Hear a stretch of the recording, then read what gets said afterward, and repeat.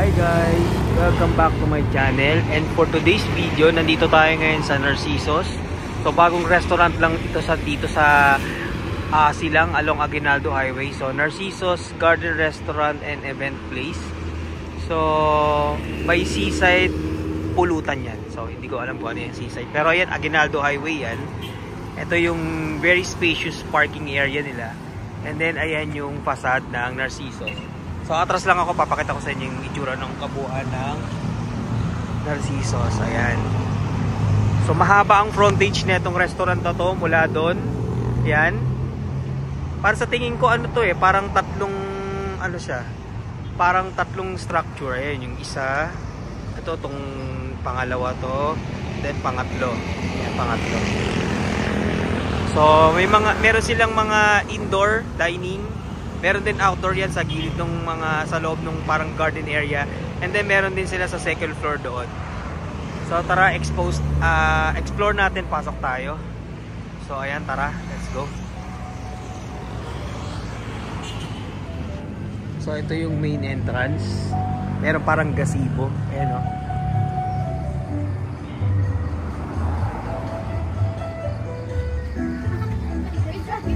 So ayan, meron sila dito mga parang attractions. Ayan. Ito yung outdoor dining nila. Ayan, may mga seating area sila dyan. And then meron silang parang trellis na ganyan. Ayan o. And then meron silang mga parang I think function room na to, no? Kasi may parang TV. Good for parang Christmas party. Mga small group na gathering, no? Tapos meron sila sa second level, hindi pa natin nakikita. And then meron silang shared toilet toilet for men and women. Ayan. So kakain tayo tonight. Ayan yung nila, alfresco. Meron silang tawag dito sa sitting area na. Ayan. Sakit tayo sa taas, tingnan natin yung second floor nila.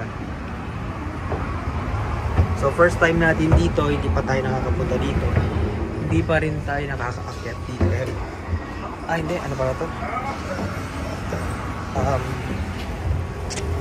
Ano pala yun? Parang hindi pa tapos.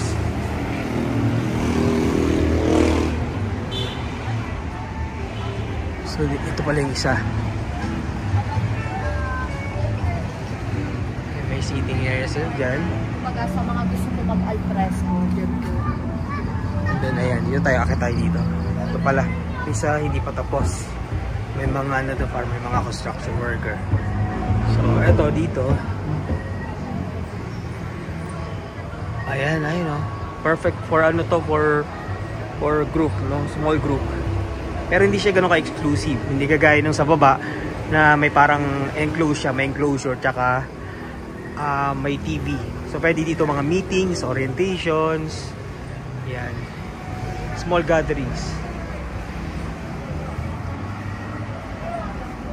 Tsaka since nasa area tayo ng Silang, expect nyo medyo malamig ang klima, especially ngayon gabi. So tara, ikot pa tayo. So napakita na natin sa inyo yung alfresco nila, and then ito yung second floor, and then may mga small function tsaka private dining, no? Tingnan naman natin yung isa nila na parang hall na malaki. I think ginagamit yun for events place, no? Kasi ayun, makikita nyo mamaya meron dyang live band. Nag-start daw ang live band dito ng 7:30. Nag-set up na sila ng 7 for 3 hours daw yan. Ayan o, Narcisos Garden Restaurant and Events Place. Ayan.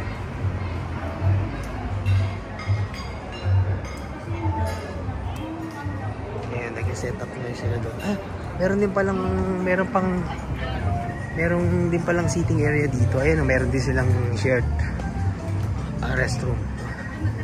Meron din pala sila dito parang alfresco sa likod na may bar, no? So So parang ito, parang tingin ko very similar yung kanyang setup dun sa napunta naming cafe naman sa may Imus. Yung pangalan nun, Cafe 1023 or 1029 yata yun. Na hanggang iba-iba yung mga sitting area nila. May mga ibon dun eh. So ito naman, iba yung setup niya, pero siya, iba-iba din yung mga upuan. So pwede ka mamili kung ano mas preferred mo. Ito, so may para meron silang tunnel dito. Tunnel. Perfect for picture taking. So yan, ikot pa tayo. Let's go.